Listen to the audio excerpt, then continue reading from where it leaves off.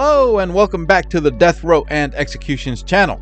My name is Paco Rivera. You can also follow me on Facebook for updates and more Death Row news. There will be a link to my Facebook in the description below. Also, check out my other channel here on YouTube called The Maximum Sentence, where I cover recent crimes and convictions. There will be a link for that as well. The state of Florida has scheduled its 11th and 12th executions for this year. And both 11th and 12th are scheduled for this month of August. On August 19th, Kylie Bates is set to be executed. A video on the case of Kylie Bates has already appeared on this channel. And today we're going to talk about the case of Curtis Lee Windom, scheduled for execution in Florida 9 days after Bates on August 28th. That would be the 12th execution this year in Florida, and it will be the 31st execution in the United States this year if the executions of Kylie Bates and David Roberts are also carried out this month. Byron Black was executed in Tennessee on August 5th. And it looks like a judge has blocked the execution of David Roberts in Alabama, so it appears the state will probably just allow that death warrant to expire. Curtis Windom was sentenced to death in November of 1992 for shooting and killing 3 people earlier that same year. He had killed 3 different people at 3 different locations, all on the same day, and he was arrested and charged later that same day. A case that wasn't too difficult to solve since Windom had committed all 3 murders in broad daylight with multiple witnesses in the area that saw the shooting, and everybody knew who he was. By February of the year 1992, Curtis Lee Windom, who was 26 years old at the time, he is now 59, was regarded as a large-scale cocaine dealer in the Winter Garden area of Orange County, Florida, just a bit north of Walt Disney World. Now, to give you an idea of all the victims involved in this case, Curtis Windom had at the time what was regarded as an on-again, off-again girlfriend named Valerie Davis, who was 27 years old. Windom and Valerie also had a child together. Valerie Davis lived with her mom, a 41-year-old woman named Mary Lubin. I was a bit confused when I first saw these ages of the mother and daughter, 41 and 27, but after confirming the birth dates, I saw, sure enough, that they are correct, and Mary Lubin had given birth to Valerie when she was 14 years old. Curtis Windom also had a friend named Johnnie Lee, who was 23 years old when killed. He would have turned 24 exactly 1 month later. Reports refer to him as Curtis Windom's best friend. The reports also indicate that there was gossip around town that Johnnie Lee was in a relationship with Windom's on-again, off-again girlfriend and mother of his child, Valerie Davis. And to make matters worse, according to Curtis Windom, Johnnie Lee owed him $2,000, with reports indicating that they had a falling out over drug money that was owed to Windom. On the morning of February 7, 1992, Curtis Windom was talking to a friend named Jack Luckett, who told Windom that Johnnie Lee had recently gone to the dog track, dog racing, and that he won $114 that day. According to Jack Luckett, Windom became very angry, apparently because he believed that Johnnie Lee should have given him those $114 because of all the money he owes him.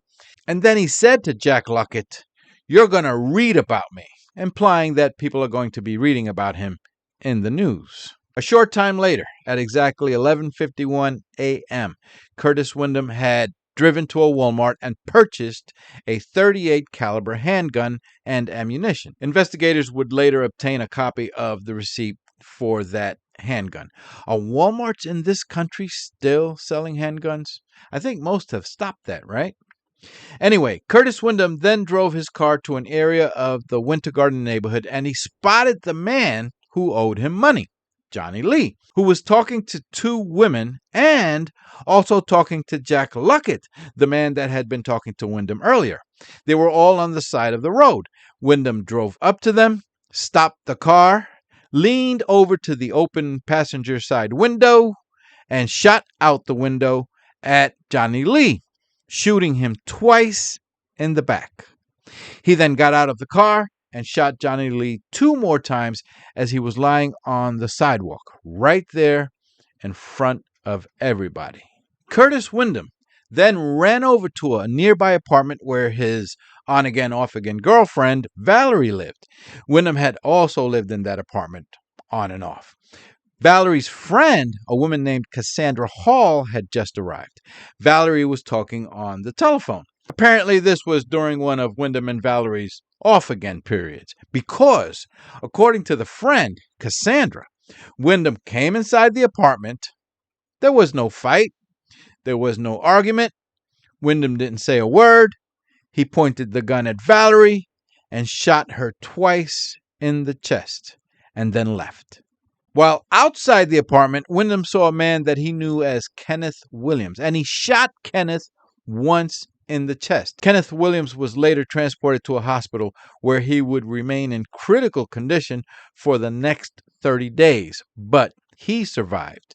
Unfortunately, I don't see anywhere in the reports what beef Windom had with Kenneth Williams or why he shot him. Some reports indicate that Windom believed that Williams was an informant who was snitching on Windom's drug activities to police. Curtis Windom would later meet up with some friends and his brother in an alley behind a bar called Brown's Bar, in later years known as Downtown Brown's, which I understand no longer exists. Behind the bar, apparently Windom's friends and his brother had already gotten wind of the shootings, and they tried to take the gun away from him, but he wouldn't give it up. A short time later, Valerie's mother, Mary Lubin, had learned that her daughter was shot. So she got in her car and was racing to the apartment. As bad luck would have it, Curtis Windom spotted Mary Lubin when she stopped at a stop sign. Coincidentally, he was right there when she stopped. So he quickly walked over to the car, pointed the gun at Mary, and shot her twice, killing her. The third murder that he would commit that day. Curtis Windom was later found by police on that same day. Once again, unfortunately, I don't have a lot of background information or any photos of the victims in this case. All I know is that 3 innocent, young individuals, Johnnie Lee, Valerie Davis, and Mary Lubin, all lost their lives to a man who apparently snapped one day and decided to go on a shooting spree.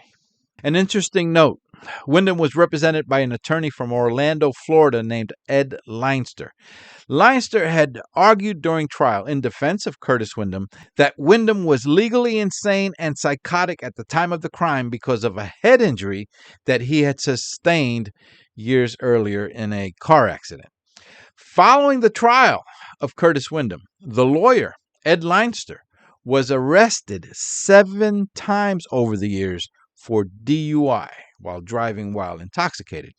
And in 1998, he was involved in a drunken driving crash that severely injured a tourist from Alabama. Leinster was charged and convicted and ordered to serve a 5-year prison sentence. Curtis Windom then decided to use that opportunity to file an appeal for a new trial, stating that his lawyer was drunk the entire time that he was representing him in court. As far as I know, that appeal didn't go anywhere as Curtis Windom remained on death row. Please go ahead and hit the subscribe button for more death row and upcoming execution stories so that you're alerted when the next one comes out. You can also follow me on Facebook for updates and more. There will be a link to my Facebook in the description below. My name is Paco Rivera. Thank you for watching. Take care and bye for now.